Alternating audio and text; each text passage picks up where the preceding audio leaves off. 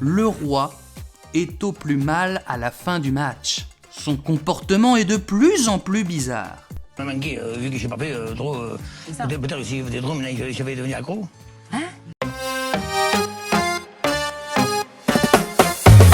Charles VIII, le Charlot, si vous acceptez que je l'appelle ainsi, est également appelé Charles VIII l'affable, ce qui veut dire très accueillant et aimable.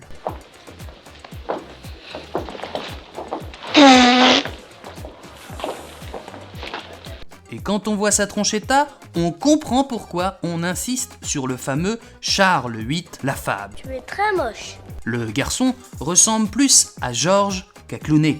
Son nez est tellement grand qu'il touche ses pieds quand il baisse la tête. Ah oui, il est très laid. D'ailleurs, ça me rappelle ce moment que l'on a tous eu quand on était gosse à la cour de récréation. La plus belle fille de la classe vous définit comme quelqu'un de très gentil. Si elle savait que ce n'était pas de l'amitié que je cherchais. Bref. Eh ben pour le Charles VIII c'est pareil. Il a beau être roi, il est moche comme le cul d'un cheval. Mais il est très gentil. Revenons au plus important. On est au XVe siècle, Charles VIII est roi de France. Et il est marié avec Anne de Bretagne. 7 avril 1498. Nous sommes au château d'Amboise et dans 5 siècles, l'équipe de France sera championne de football. Je crois qu'après avoir vu ça, on peut mourir tranquille, enfin le plus tard possible, mais... Mais ça n'a rien à voir. Le sport que kiffe le Charlot, c'est le jeu de paume, l'ancêtre du tennis. Et justement, au sein du château d'Amboise, un match est prévu dans 1 heure. Mais soudain, le roi s'écrie « Hé, Anne, j'ai une dalle !» Anne s'empresse de demander au cuisinier le fameux duo magique, réputé dans son comté breton comme le remède absolu à la bonne grosse dalle, le fameux Binous galette saucisse.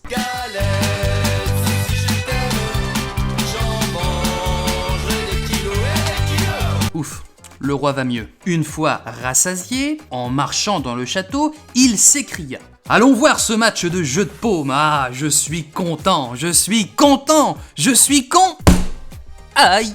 Bim bam boum, Charles VIII se cogne contre le linteau de la porte de la galerie Haquelebach du château d'Amboise. Ça c'est con. Le Charlot, bien que sonné, va se relever et s'installer tranquillement pour regarder ce fameux match.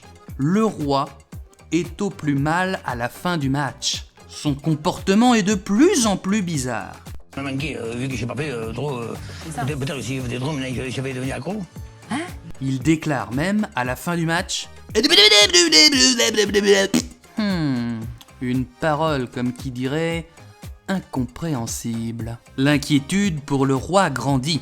On le transporte pour l'installer dans son lit afin qu'il puisse se reposer. Les heures passent, mais malheureusement, le linteau de la porte aura eu le dessus sur le Charles VIII qui va succomber à ce triste sort. Il meurt dans son lit à cause d'une porte, du linteau d'une porte. C'est quand même une mort vachement